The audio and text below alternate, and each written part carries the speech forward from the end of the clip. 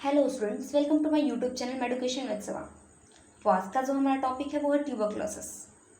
तो हम डिस्कस करेंगे ट्यूबरक्लोसिस के बारे में कि ट्यूबरक्लोसिस होता क्या है, इसे हम ट्रीट कर सकते हैं या नहीं, और इसका ट्रीटमेंट क्या होता है, इसे हम कैसे ट्रीट कर सकते हैं, इसे हम कैसे बच सकते हैं, इसका प्रिवेंशन क्या होता है। ये सारी चीज़ें आज हम डिस्कस करेंगे। जहाँ तक मुझे उम्मीद है आप सब भी इसके बारे में पहले से भी बहुत सारी चीज़ें जानते होंगे, और जो भी चीज़ें बाकी होंगी उन सारी चीज़ों को हम इस वीडियो में डिस्कस करेंगे। ओके,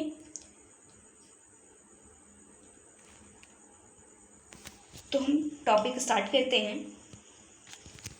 तो पहले डिस्कस करेंगे इंट्रोडक्शन के बारे में कि ट्यूबरक्लोसिस का इंट्रोडक्शन क्या है, ये देखते हैं। तो जैसा कि आपको पता है कि ट्यूबरक्लोसिस जो होता है यह एक कम्युनिकेबल डिजीज होता है। ओके, और कम्युनिकेबल डिजीज वो होता है जो 1% टू अनदर पर्सन ट्रांसमिट होता है।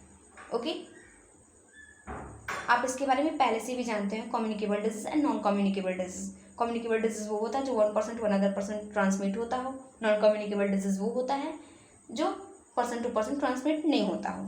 ओके, तो हम डिस्कस करते हैं इंट्रोडक्शन के बारे में। Tuberculosis is an infectious disease, hence it can affect person of all ages and both sexes, rich or poor, rural or urban. It is spread by inhaling tiny droplets of saliva from the cough or sneeze of an infected person. मतलब tuberculosis जो होता है कि infectious disease होता है जो किसी भी एज ग्रुप में या किसी भी एज ग्रुप के पर्सन को हो सकता है, और बहुत सेक्सेस यानी कि मेल और फीमेल दोनों को हो सकता है, किसी को भी। या फिर मतलब ट्यूबरक्लोसिस जो होता है या किसी का अमीर गरीब गांव शहर नहीं देखता, मतलब या किसी भी पर्सन को हो सकता है, चाहे वो उसकी उम्र कितनी ही हो, चाहे वो बच्चा हो, बूढ़ा हो, जवान हो, कोई फ़र्क नहीं पड़ता है। चाहे वो मेल हो, फीमेल हो, गरीब हो, अमीर हो, इससे कोई फ़र्क नहीं पड़ता है, वो किसी को भी अफेक्ट कर सकता है। ये जो होता है कैसे फैलता है, तो जो भी इन्फेक्टेड पर्सन होते हैं उनके कफिंग और स्नीजिंग के थ्रू जो सलाइवा के ड्रॉपलेट्स, छोटे छोटे जो ड्रॉपलेट्स होते हैं, वो हमारे इन्वायरमेंट में एक्सक्रीट आउट हो जाते हैं, मतलब कि इन्वायरमेंट में प्रेजेंट हो जाते हैं उनके स्नीजिंग एंड कफिंग के थ्रू, और फिर वो किसी हेल्दी पर्सन के बॉडी में इंटर कर जाते हैं, जिसकी वजह से वो फैलता है। ठीक है, ये हमारी बॉडी को it can affect any part of the body but mostly affect the lungs in 80% cases. मतलब ये हमारी बॉडी के किसी भी पार्ट को अफेक्ट कर सकता है, लेकिन मोस्टली केसेस जो होते हैं वो लंग्स ट्यूबरक्लोसिस के आते हैं, जिसे हम पल्मोनरी ट्यूबरक्लोसिस कहते हैं, जिसकी 80% केसेस होती हैं। ओके, और टीबी जो होता है यह world second most common cause होता है डेथ का for infectious disease after HIV AIDS. मतलब यदि कोई इन्फेक्शियस डिजीज है उसकी वजह से मौत हो रही है, तो ये सेकेंड मोस्ट कॉमन कॉज है डेथ का इन्फेक्शियस डिजीज में। और फर्स्ट मोस्ट कॉमन कॉज जो होता है डेथ का वो होता है HIV एड्स। एड्स की वजह से मरने वाले लोगों की संख्या पहले नंबर पे है पूरी दुनिया में। यदि किसी इन्फेक्शियस डिजीज से मर रहे हैं तो फर्स्ट नंबर जो है एड्स है। ओके, और सेकेंड नंबर जो होता है वो ट्यूबरक्लोसिस होता है। ओके, तो आई होप यहाँ तक आपको समझ में आया होगा। तो हम डेफिनेशन देखते हैं। तो ट्यूबरक्लोसिस जो होता है ये एक इन्फेक्शियस डिजीज होता है, ये हमने पहले आपको बताया है। और ये जो होता है हमारी लंग्स की जो पेरिकाइमा होती है उसे अफेक्ट करता है, मतलब प्राइमरली जो होता है मुख्य रूप से उसी को अफेक्ट करता है। और जो होता है इसका मोस्ट कॉमन कॉज जो होता है वो माइकोबैक्टीरियम ट्यूबरक्लोसिस होता है, और ये स्प्रेड होता है, मतलब हमारे किसी बॉडी पार्ट में स्प्रेड हो सकता है, इंक्लूडिंग मेनिंजेस, किडनी, बोन्स और लिम्फ नोड्स। ओके, मतलब कि ट्यूबरक्लोसिस जो होता है एक इन्फेक्शियस डिजीज होता है, ये प्राइमरली अफेक्टेड लंग्स पेरिकाइमा की, लंग्स की जो पेरिकाइमा होती है, जो कवरिंग होती है, उसे यह अफेक्ट करता है।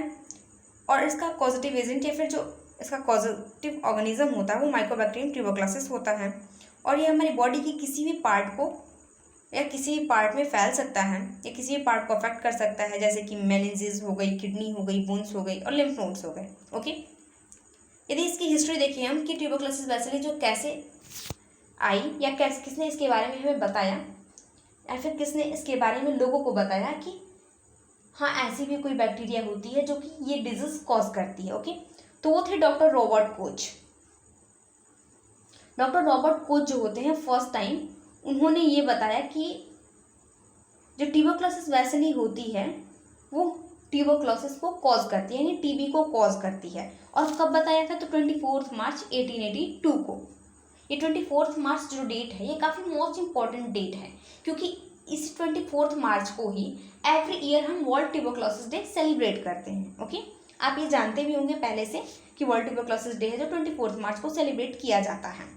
यानी कि डॉक्टर रॉबर्ट कोच इसे फर्स्ट टाइम डिस्कवर किए इस वैसिली को 24 मार्च 1882 को। ओके, और सब पॉजिटिव एजेंट जो होता है माइकोबैक्टीरियम ट्यूबरक्लोसिस होता है, जैसा कि मैंने आपको पहले ही बताया है। ओके, अब हम नेक्स्ट देखते हैं वर्ल्ड ट्यूबरक्लोसिस डे। मैंने मेंशन किया कि वर्ल्ड ट्यूबरक्लोसिस डे 24 मार्च को हम सेलिब्रेट करते हैं एवरी ईयर। उसके बाद देखते हैं मोड ऑफ ट्रांसमिशन क्या है इसका।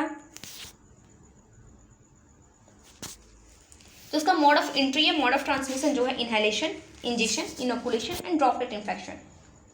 तो इनहेलेशन क्या होता है, इनहेलेशन कैसे, जैसे कि इनहेलेशन क्या होता है इसके बारे में थोड़ा हम देख लेते हैं।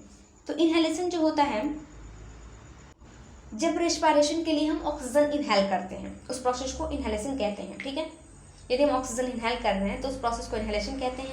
यदि हम एक्सहेल कर रहे हैं, यानी मतलब कि जब हम कार्बन डाइऑक्साइड छोड़ रहे हैं उसे हम एक्सहेल कहते हैं। ठीक है, तो इनहेलेशन यानी कि जब हम ऑक्सीजन ले रहे हैं, ठीक है, तो यानी कि ब्रीथिंग के थ्रू, रेस्पिरेशन के थ्रू। तो यदि कोई इन्फेक्टेड पर्सन, कोई टीबी का पेशेंट जो है वो कफिंग कर रहा, स्नीजिंग कर रहा, तो उसकी कफिंग और स्नीजिंग से जो भी बैक्टीरियाज होंगे वो हमारे इन्वायरमेंट में प्रेजेंट होंगे, हमारे एटमॉस्फेयर में प्रेजेंट होंगे। तो यदि कोई भी हेल्दी पर्सन ब्रीथ कर रहा है, रेस्पिरेशन कर रहा है, तो ऑक्सीजन के साथ साथ वो बैक्टीरियाज भी इंटर कर जाएंगे हमारी बॉडी में। ओके, इनहेलेशन हो गया। एंड देन इंजेक्शन, यदि किसी भी फूड पार्टिकल्स पे माइकोबैक्टीरियम ट्यूबरक्लोसिस यदि प्रेजेंट है तो उसकी वजह से यदि हम उस पार्टिकल को ईट कर लेते हैं, खा लेते हैं, तो उसकी वजह से हम अफेक्टेड हो सकते हैं। ओके,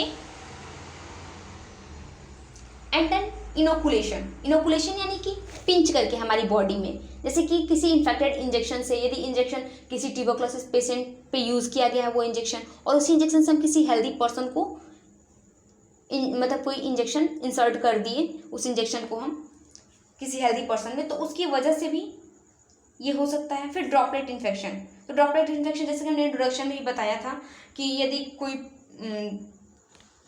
पर्सन की कफिंग एंड स्नीजिंग के थ्रू जो भी टीनी ड्रॉपलेट्स, टीनी सलाइवा के ड्रॉपलेट्स होते हैं वो किसी हेल्दी पर्सन में इंटर कर जाना उसकी वजह से होता है। ठीक है, तो इनहेलेशन आपको समझ में आ गया कि हम जो इनहेल करते हैं ऑक्सीजन उसके थ्रू। इंजेक्शन यानी कि कोई फूड पार्टिकल्स या फिर हम किसी इन्फेक्टेड पर्सन से हैंड शेक किए, उसकी कोई चीज़ टच किया और फिर विदाउट हैंड वॉश किए ही हमने कोई चीज़ उठा करके खा लिया तो उसकी वजह से हो गया, तो वो इंजेक्शन में आ गया। इनोकुलेशन यानी कि ब्लड स्ट्रीम के थ्रू हम इंजेक्शन, जैसे ब्लड स्ट्रीम के थ्रू फैलना, जैसे कि किसी इन्फेक्टेड पर्सन को हमने इंजेक्शन इंसर्ट किया और वो इंजेक्शन से हम किसी हेल्दी पर्सन को भी इंसर्ट कर देते हैं तो उस हेल्दी पर्सन को भी ट्यूबरक्लोसिस होने के चांसेस हो सकते हैं। फिर ड्रॉपलेट इन्फेक्शन, तो यदि ड्रॉपलेट किसी इन्फेक्टेड पर्सन की कफिंग एंड स्नीजिंग के थ्रू ड्रॉप्स किसी अनदर हेल्दी पर्सन में इंटर कर जाने की वजह से उस सलाइवा के ड्रॉप्स के थ्रू जो इन्फेक्शन फैल रहा है उसे हम ड्रॉपलेट इन्फेक्शन में कह दे रहे हैं। ओके, उसके बाद देखते हैं bacteria spreads in the atmosphere from the cough sneeze of the patient and enters into the body of the healthy person through respiration. If it affected the lungs it is called pulmonary tuberculosis. जैसे हमने आपको पहले बताया कि bacteria यदि हमारे atmosphere में present रहती है वो भी कैसे, तो कफ और स्नीजिंग के थ्रू जो भी पेशेंट्स होते हैं उनके, और फिर ये हमारी बॉडी में किसी हेल्दी पर्सन की बॉडी में इंटर कर जाती है रेस्पिरेशन के थ्रू, और यदि ये बैक्टीरिया हमारे लंग्स को अफेक्ट करती है तो उसे हम पल्मोनरी ट्यूबरक्लोसिस कहते हैं। ओके, अब उसके बाद हम डिस्कस करेंगे स्टेजेस के बारे में कि टीबी के स्टेजेस क्या क्या होते हैं। ठीक है, तो फर्स्ट एक्सपोजर होता है, लैटेंट टीबी होता है, एक्टिव टीबी होता है। तो एक्सपोजर टीबी वो होता है जिसमें कि कोई पर्सन ऐसा है जिसके अंदर टीबी की बैक्टीरिया तो प्रेजेंट है, ठीक है, लेकिन उसका जो यदि हम चेस्ट एक्सरे कराते हैं, स्किन टेस्ट कराते हैं तो वो निगेटिव आएगा, यानी कि स्किन टेस्ट जो उसका निगेटिव आएगा, चेस्ट एक्सरे नॉर्मल आएगा और उसके अंदर ट्यूबरक्लोसिस के कोई साइन एंड सिम्टम्स प्रेजेंट नहीं होंगे। ठीक है, लेकिन यदि कोई हेल्दी पर्सन उसके कांटेक्ट में आता है तो वो उस पर्सन को अफेक्ट कर सकता है। ये एक्सपोजर टीबी वाला पर्सन भी उसे अफेक्ट कर सकता है और सबसे ज़्यादा खतरनाक यही होता है यदि किसी अंदर कोई साइन एंड सिम्टम्स ही नहीं है, उसका स्किन टेस्ट भी निगेटिव आ रहा है, चेस्ट एक्सरे भी नॉर्मल है, तो हम कैसे जान पाएंगे कि उसे ट्यूबरक्लोसिस है या नहीं। तो इसी स्टेज में यदि कोई पर्सन है तो सबसे ज़्यादा खतरनाक होता है। ठीक है, वो कई सारे लोगों को, बहुत सारे लोगों को अफेक्ट कर सकता है, ठीक है। तो इस स्टेज में क्या होगा कि स्किन टेस्ट उसका निगेटिव होगा, चेस्ट एक्सरे नॉर्मल होगा और साइन एंड सिम्टम्स भी प्रेजेंट नहीं होंगे, ठीक है। फिर लैटेंट टीबी, तो लैटेंट टीबी में क्या होगा कि जो पर्सन होगा उसके अंदर स्किन टेस्ट तो पॉजिटिव होगा, लेकिन उसका जो साइन एंड सिम्टम्स होंगे ट्यूबरकुलोसिस के वो निगेटिव होंगे, जो चेस्ट एक्सरे होगा वो नॉर्मल होगा, ठीक है। और ये भी पर्सन दूसरे पर्सन को अफेक्ट कर सकता है, ठीक है। उसकी बॉडी में ट्यूबरकुलोसिस बैक्टीरिया प्रेजेंट होगी, लेकिन उसका चेस्ट एक्सरे नॉर्मल होगा, साइन एंड सिम्टम्स नॉर्मल होंगे, और मतलब साइन एंड सिम्टम्स नहीं होंगे ट्यूबरकुलोसिस के, और लेकिन इसका स्किन टेस्ट पॉजिटिव होगा, ओके। तो उसे हम लैटेंट टीबी में कह रहे हैं, ओके। और यदि किसी पर्सन का, जैसे कि जो एक्टिव टीबी है, उसमें क्या होता है कि ये पर्सन जो होगा उसके साइन एंड सिम्टम्स पॉजिटिव होंगे, उसका स्किन टेस्ट भी पॉजिटिव होगा और उसका चेस्ट एक्सरे भी पॉजिटिव होगा, यानी कि इसमें सारी चीज़ें पॉजिटिव होंगी, लेकिन एक्सपोजर में सारी चीज़ें निगेटिव है, और लेटेंट में सिर्फ स्किन टेस्ट पॉजिटिव है, बाकी दो चीज़ें चेस्ट एक्सरे नॉर्मल और no sign and symptoms of tuberculosis, okay. तो इन तीनों में क्या है कि जो आपका एक्सपोजर है, इसमें क्या हो रहा है कि कोई भी चीज़, मतलब ट्यूबरकुलोसिस के कुछ भी मतलब हिंट इंडिकेशन नहीं है इसके अंदर, ठीक है। लैटेंट में क्या हो रहा है कि स्किन टेस्ट यदि हम कराते हैं उसका तो पॉजिटिव आएगा, और एक्टिव में क्या है कि सारी चीज़ें पॉजिटिव आ रही हैं, ओके। उसके बाद इंक्यूबेशन पीरियड इसका, यह कब कब मतलब कितने दिन, जैसे कि हमारी बॉडी में अगर बैक्टीरिया इंटर कर गई है तो कितने दिनों में उसके साइन एंड सिम्टम्स आने लगेंगे, या फिर कितने दिनों में हमें वो बीमार कर देगी, या फिर ट्यूबरकुलोसिस डिजीज हमें दे देगी या अराइज हो जाएगा कितने दिनों में। तो यदि किसी पर्सन में ट्यूबरकुलोसिस बैक्टीरिया इंटर कर जाती है तो 4 से 8 सप्ताह में उसके लक्षण आने लगेंगे टीबी के, या फिर ट्यूबरकुलोसिस उसे हो जाएगा 4 से 8 सप्ताह में। कम से कम 4 सप्ताह, अधिक से अधिक 8 सप्ताह, और उससे कहीं ज़्यादा भी हो सकता है। जैसे कि यदि किसी का इम्यून सिस्टम बहुत वीक है तो उसे 4 सप्ताह से पहले भी हो सकता है, या फिर 4 सप्ताह तक हो सकता है। और यदि किसी का इम्यून सिस्टम स्ट्रॉन्ग है तो 8 वीक्स हो सकता है, और काफ़ी ज़्यादा स्ट्रॉन्ग है तो मोर देन 8 वीक्स भी हो सकता है, ओके। उसके बाद क्लिनिकल फीचर्स, जिसे हम साइन एंड सिम्टम्स भी कहते हैं, कि ट्यूबरकुलोसिस यदि किसी पर्सन को है तो क्या क्या साइन एंड सिम्टम्स आएंगे, ठीक है। तो लगातार 3 सप्ताह से खांसी होगी, या उससे अधिक भी हो सकता है, और इवनिंग में उसका बॉडी टेम्परेचर इंक्रीज हो जाएगा, रात में पसीने आएंगे, उसका कंटिन्यूअस वेट लॉस होगा, एनोरेक्सिया हो जाएगा। एनोरेक्सिया मीन्स होता है कि loss of appetite. Loss of appetite means होता है कि भूख की कमी, जिसे हम भूख ना लगना भी कह सकते हैं, loss of appetite, APPETIT, loss of appetite, ठीक है, यानी कि भूख ना लगना, भूख की कमी, ठीक है। फटीग यानी थकान होना, चेस्ट पेन होना, ब्रीथिंग डिफिकल्टी होना, उसे स्पूटम के साथ ब्लड आना, जिसे हम मेडिकल टर्म में हीमोपेटेसिस कहते हैं, हीमोपेटेसिस कहते हैं, ठीक है। एनीमिया होना, एनीमिया एंड चिल्स होना, ठीक है। जैसे सिम्टम्स में इसके मेजर सिम्टम्स होते हैं 3 सप्ताह से अधिक खांसी होना, इवनिंग में टेम्परेचर इंक्रीज हो जाना, स्वेटिंग होना, वेट लॉस होना, एनोरेक्सिया, और ये भी उसके साथ सिम्टम्स आ जाते हैं जैसे फटीग होना। फटीग तो नॉर्मली कोई भी बीमारी यदि किसी को होती है तो थकान रहती है, ठीक है। चेस्ट पेन होना, ब्रीथिंग डिफिकल्टी होना, स्पूटम के साथ ब्लड आना, एनीमिया होना एंड चिल्स होना। स्पूटम के साथ ब्लड तभी आएगा जब किसी पर्सन को पल्मोनरी ट्यूबरकुलोसिस होगा, ओके। और किसी ट्यूबरकुलोसिस में स्पूटम के साथ ब्लड नहीं आता, जब हमारा लंग्स अफेक्टेड होगा तभी स्पूटम के साथ ब्लड आएगा। तो इसमें डायग्नोस्टिक टेस्ट में क्या कहते हैं, या फिर डायग्नोस्टिक इवोल्यूशन में क्या करते हैं, तो हिस्ट्री कलेक्शन करेंगे, यानी कि हम उसकी हिस्ट्री की डाटा कलेक्ट करेंगे कि उसके परिवार में पहले भी किसी को ट्यूबरकुलोसिस था या नहीं, ओके, या फिर उस पर्सन के अंदर पहले भी कभी टीबी हुआ था कि नहीं उस पर्सन को, ओके, ये हम पता करेंगे, ओके। उसके बाद फिजिकल एग्जामिनेशन करेंगे, यानी कि उसका हेड टू टू एग्जामिनेशन हम करेंगे उसमें। फिर स्किन टेस्ट करेंगे, स्किन टेस्ट जिसे हम मॉन्टक्स टेस्ट के नाम से भी जानते हैं। इसमें एक इंजेक्शन जो होता है जैसे पीपीडी के नाम से आता है, उस इंजेक्शन को हम जिसे ट्यूबरकुलिन इंजेक्शन भी कहते हैं, इस इंजेक्शन को हम इंटरडर्मली इंसर्ट करते हैं पेशेंट के फोर आर्म में 0.1 ml, ओके। और उसके बाद इसे हम ट्यूबरकुलिन स्किन टेस्ट के नाम से भी जानते हैं, TST। और फिर उसका इंसर्ट करने के 48 टू 72 आवर्स बाद हम इसे रीड करते हैं। ओके, देन ब्लड टेस्ट करेंगे हम पर्सन का, जिसमें कि इंटरफेरॉन गामा रिलीज ऐसे हम टेस्ट करते हैं, चेक करते हैं उसका ब्लड टेस्ट करके। ठीक है, मतलब कि जो TB बैक्टीरिया है वो हमारे इम्यून पे क्या इफेक्ट डाल रही है ये देखने के लिए IGRA करते हैं। ठीक है, IGRA, जिसे इंटरफेरॉन गामा रिलीज ऐसे के नाम से जानते हैं, इसका फुल फॉर्म होता है। ठीक है, मतलब ये मेजर करता है हमारी बॉडी के इम्यून रिस्पॉन्स को, ठीक है, टू TB बैक्टीरिया। ओके, और एक जैसे कि स्पूटम कल्चर जब हम कर रहे होते हैं तो उसमें एक AFB होता है, जिसे एसिड फर्स्ट बैसिली कहते हैं, जिसमें कि हम इस स्मीयर में मतलब यदि किसी का पॉजिटिव आता है तो उस समय ये इंडिकेट करता है यदि कि एसिड फर्स्ट बैसिली जो होता है हमें मतलब पल्मोनरी ट्यूबरकुलोसिस है, ये हमें इंडिकेट करता है। ओके, उसके बाद हम चेस्ट एक्सरे करेंगे। तो चेस्ट एक्सरे करते हैं तो उसमें भी मतलब कि कुछ वाइट मार्क्स मतलब white arrows and black arrows से इंडिकेट करता है कि हाँ हमारा लंग्स अफेक्टेड हो चुका है ट्यूबरकुलोसिस से। And then sputum culture.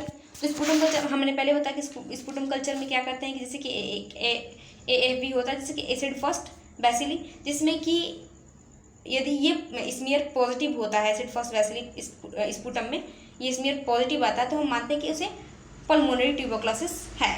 Okay, उसके बाद ट्रीटमेंट में क्या करेंगे, पर्सन को ट्रीट करने के लिए हम क्या करेंगे ये देखते हैं।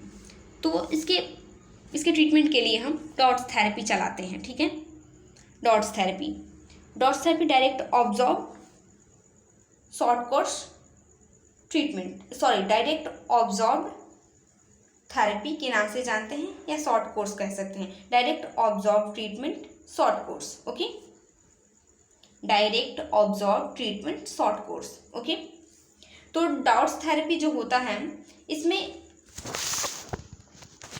मेनली 5 ड्रग्स जो होते हैं वो दिए जाते हैं। इसमें 3 टैबलेट होते हैं, एक कैप्सूल होता है और एक इंजेक्शन होता है।